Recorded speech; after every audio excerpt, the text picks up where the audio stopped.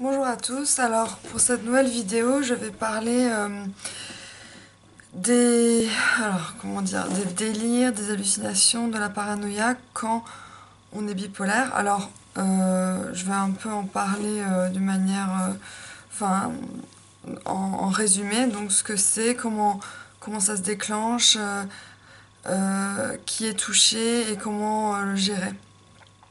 Donc moi quand j'ai eu mes premières crises de délire, d'hallucination, de paranoïa, etc., c'était en Angleterre à l'âge de 20 ans et j'avais fait, je ne dormais plus et en fait ça s'est déclenché comme ça. Et effectivement les délires comme ce type-là, qu'on a d'ailleurs diagnostiqué en tant que bouffée délirante alors que non c'était juste une crise maniaque délirante. Donc ça se déclenche quand on ne dort plus, parce que le cerveau déconne, hein. Ça se déclenche chez certaines personnes bipolaires, mais pas chez toutes les personnes bipolaires.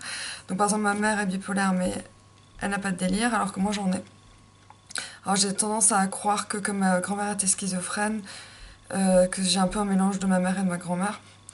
Ensuite, donc ça se déclenche avec des formations de la réalité, des choses qui bougent, quand on pense que quelqu'un est déguisé ou qui se prend pour quelqu'un d'autre, comme je pensais que j'étais Jésus, je pensais que mon père était Hitler, enfin parce qu'il sortait de la douche, il avait les cheveux plaqués comme ça, j'ai hurlé, je pensais que si j'allais me doucher, j'avais de l'acide qui allait sortir me brûler tout le corps, je pensais que si je mangeais des chocopops, j'allais manger des gens sur Terre et que ça allait les tuer, enfin c'est vraiment, ça peut aller très loin jusqu'au moment où j'ai carrément pété un câble, j'ai couru dans les champs, il y avait de la neige, j'ai commencé à grimper dans les arbres, manger de la terre, enfin ça peut aller très très loin.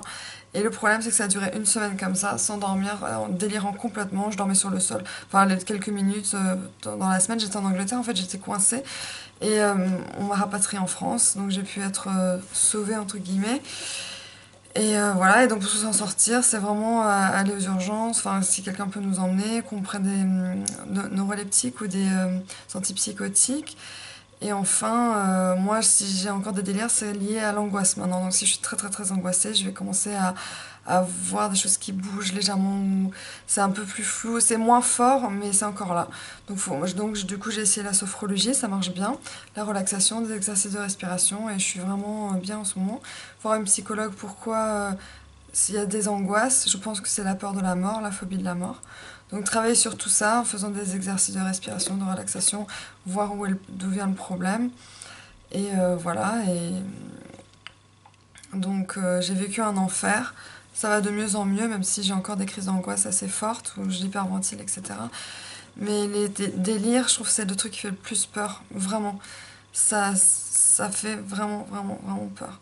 Donc ne vous inquiétez pas, c'est juste le cerveau qui déconne, il y a des médicaments qui existent, et on reste pas à vie comme ça, rien n'est pour toujours, donc voilà.